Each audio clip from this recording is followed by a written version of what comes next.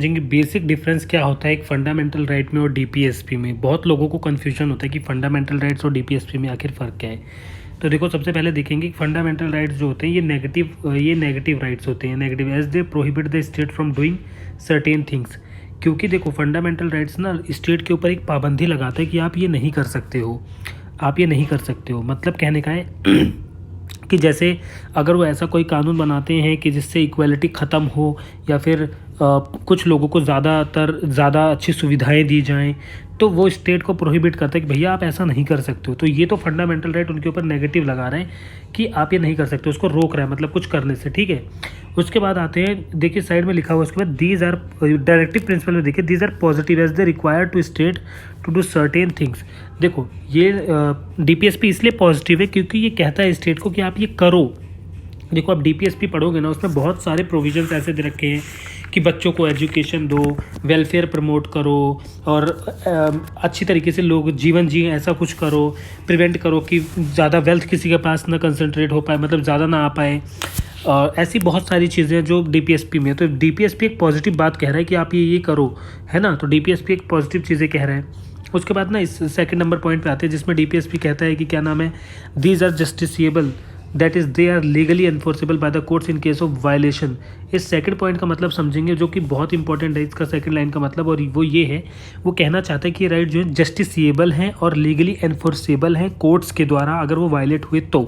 कहने का मतलब है कि अगर आपका कोई भी फंडामेंटल राइट छीना जाता है तो वो जब आप सुप्रीम कोर्ट में जाएंगे तो वो आपको वापस कर दिया जाएगा। मतलब स्टेट आपका कोई भी, state in the sense government of India, कोई भी आपका राइट आपसे छीन नहीं सकती है। वो जस्टिसिएबल का मतलब है कि आप उसके लिए कोर्ट जा सकते हैं अगर उसे छीना गया तो। वहीं पे अगर हम बात करें ये दूसरे पॉइंट की, यहाँ पे these are non justiciable, that is they are not legally enforceable by the courts for their violation. देखो मैंने आपको कहा आपको अच्छा बन के रहना है, धर्म का पालन करो, कर्म करो, फल की इच्छा मत करो।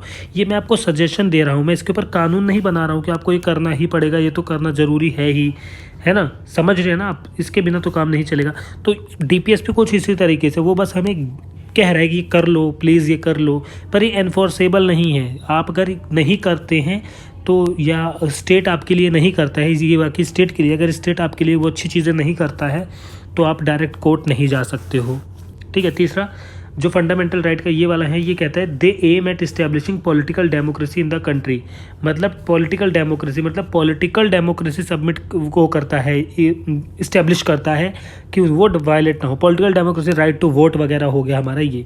वहीं पे ये जो थर्ड यहाँ पे है डीपीएसपी का, ये कहता है they aim at establishing social and economic democracy. DPSP कहता है कि वो सोशल भी जो है वो इक्वल करो उनको, और इकोनॉमिकली भी इनको इक्वल करने की कोशिश करो। देखो ना, बहुत सारे लोग अमीर हो जाते हैं, बहुत सारे लोग गरीब हो जाते हैं, कैसे डिफरेंसेस को कम करने के लिए कह रहा है। वहीं पे जो तीसरा है these have legal sanctions, fourth है these have legal sanction. Of course बिल्कुल सही है, लीगल सैंक्शंस क्यों, क्योंकि उससे तो इन्फोर्स करना ही पड़ेगा, वो तो किसी हालत में छीना नहीं जा सकता फंडामेंटल राइट। वहीं पर अगर हम बात करें इस फोर्थ नंबर की, तो ये कह रहा है these have moral and political sanctions. इसमें मोरल और पॉलिटिकल सैंक्शंस होते हैं कि अगर मेरा मन हुआ तो मैं करूँगा, मेरा इच्छा हुआ या राजनीतिक इच्छा हुई तो करूँगा, वरना नहीं करूँगा। वहीं पाँचवें पे आ जाते हैं। पाँचवा कहता है, ये रहा पाँचवा, कहता है they promote the welfare of the individual, hence they are personal and individualistic. वो कहता है कि वो प्रमोट करता है एक एक बंदे का इंडिविजुअल, जो फंडामेंटल राइट है वो हर एक बंदे के लिए सोचता है कि ये इसको राइट है, इसको राइट है, इसको राइट है। वहीं पे अगर आप इस वाले फिफ्थ वाले पे यहाँ पे आ जाओ तो ये कह रहे हैं दे promote the welfare of the community. यहाँ पे वो वेलफेयर ऑफ कम्युनिटी मतलब एक पूरे सोशल ग्रुप के बारे में सोचता है, कम्युनिटी के बारे में सोचता है कि इन पर्टिकुलर ग्रुप्स के लिए ये करो, जैसे ट्राइबल्स के लिए करो, वीमेंस के लिए करो, चिल्ड्रंस के लिए ये करो। उसके बाद आते हैं सिक्स्थ पॉइंट पे। जो सिक्स्थ पॉइंट है वो कहता है they do not require any legislation, they do not require any legislation for their implementation, they are automatically enforced. इनको एनफोर्स करने के लिए ना किसी कानून की ज़रूरत है नहीं, वो ये कहना चाहता है। लेकिन यहाँ पे they require legislation for their implementation, they are not automatically enforced. लेकिन जो टीपीएसपी है ना, ये ऑटोमेटिकली एनफोर्स नहीं है, इनको कानून बना के करना पड़ेगा। ठीक है, वहीं पे आप सातवें पे आ जाओ। ये कहता है the courts are bound to declare a law violative of any of the fundamental rights as unconstitutional invalid. सातवां पॉइंट कह रहा है कि अगर आपका कोई कानून ऐसा बनता है जो दिखता है कि वो फंडामेंटल राइट को सही नहीं बैठ रहा है, फंडामेंटल राइट को तोड़ रहा है, इन्फ्रिंज कर रहा है, आपसे छीन रहा है, तो हमारा जो सुप्रीम कोर्ट है उसे अनकॉन्स्टिट्यूशनल वैलिड कर देगा, कहेगा कि ये बेकार है, ये इनवैलिड है, इसे फेंको। वहीं पे अगर यहाँ पे DPSP में आ जाओ आप, यहाँ पे वो कहता है the courts can not declare a law violative of any of the directive principle as unconstitutional and invalid.